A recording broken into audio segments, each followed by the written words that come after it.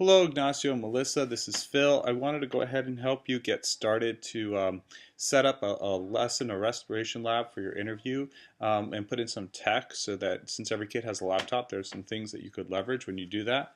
I shared all of this with Ignacio's account, so he can then share it with you, Melissa, and you can go ahead and do some editing. I set up basically a Google site, so you can have one URL that you give to the kids when they first start the class, and you can have everything here, the lab directions. You can have a spot to get some pre-lab thoughts via a Google survey or poll everywhere. Ignacio can show you how to set that up. Lab data entry when they're doing the lab and lab results. And then you'll be able to come and edit the site up here, or add new pages as you like. So this is very, very draft and very beta. And I can't seem to zoom out. There we go. All right, so what happens is kids can come, you give them the URL, you've got some background here, you have pre-lab thoughts for the kids. You could do poll everywhere. Ignacio can show you how to set that up. It's fun. They entered their their preconceptions, what comes to mind when you think of respiration. They type in a few things, it'll populate the screen that you're projecting on. And then you set up the lab for them. You have your instructions for them, and you have lab data entry. What I did is I set up a Google form for you. I have to share this with Ignacio, but you'll get the results, and the kids will, they fill in some basic information, their gender, body weight in pounds, do they regularly do aerobic exercise, do they regularly do anaerobic exercise, do they have asthma, their results with sodium hydroxide at rest, after some aerobic exercise, after some anaerobic exercise. That's going to take most of the class that you're doing. But at the end, right, you're going to have all these results are going to get entered.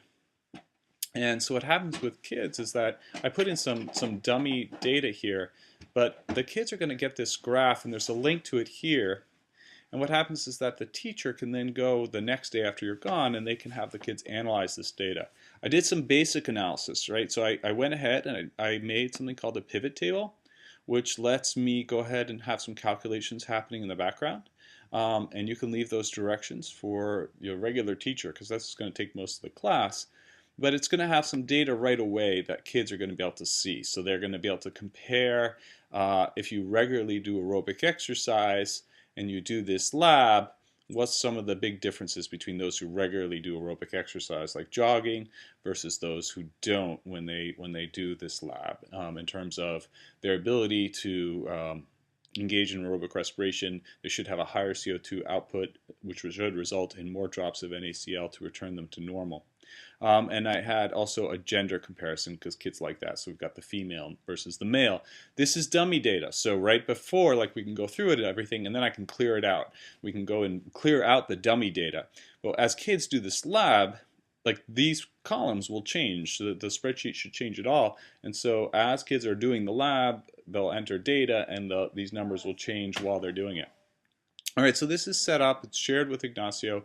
You can look at it, and then when you guys get back in town, give us a call, and we can go through it a little bit more. But this is makes everything a nice, easy one-stop for the kids since they all have a laptop.